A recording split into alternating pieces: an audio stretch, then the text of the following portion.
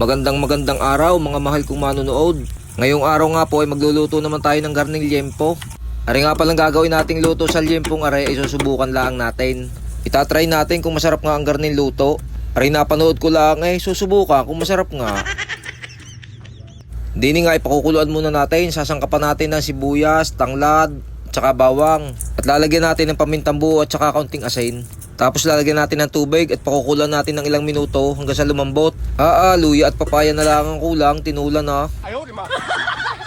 Ay paanhin guys, sa garneng napanood ko. At aray makalipas nga ang ilang minuto ay malambot ng ating pinakukuluan liempo. Kaya ating hahanguin muna at tayo may gagawin diyan. Kadami din ng proseso. Aray nga pala ilulutuin natin ng dalawang klase. Ang iba ay ipiprito natin sa mantika at ang iba naman ay iluluto natin sa air fryer. Titingnan natin kung alin ang mas masarap. What? Ari testing lang ha, huwag niyong kahusgahan. At sa mga baser diyan, babaitan nyo naman. Huwag masyadong masakit ang comment. Tayo nga pala ay nagtimpla diyan ng Nor liquid seasoning at saka toyo. At iyan ang ating ihinaplas diyan sa liempo bago natin ipinirito. At din naman sa pagpiprito natin ay deep fry ang ating ginawa. Ari saglit lang natin ipiprito mga idol at maninigas ang laman na ray. Bukod doon ay mangingitim din gawa ng may timpla. At aray luto ng ating piniritong liempo. Kaganda.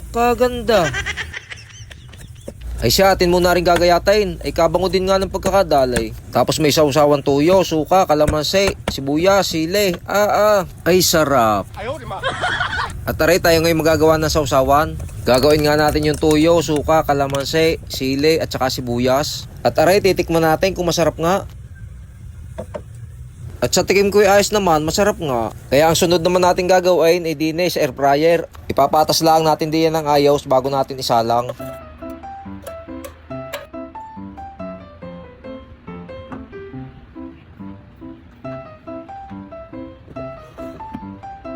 At aray pagkatapos nating isalang ay ating iseset muna sa 180 degrees ang init. At sa minuto naman ay 25 minutes lang. At pag natapos nga yung oras ay ating bubuksan, ating babaligtarin naman. Babaligtarin natin para maganda ang luto.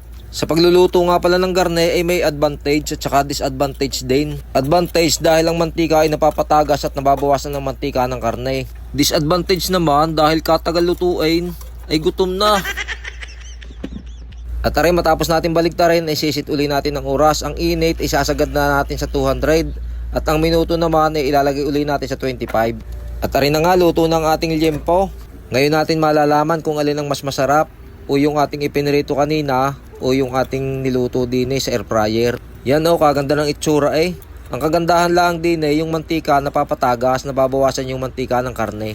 Kaya laang parang nagiging dry. At sa lahat po ng mga gustong magluto ng garne ay pwede nyo naman po rin gayahin. Kaya laang madaming proseso at saka medyo matagal. Pero naging crispy siya, lalo na siguro kung mas manipis pa ang karne. Ay siya, titikman muna natin kung masarap nga. Sasawsaw natin diyan sa ating ginawang-sawsawan.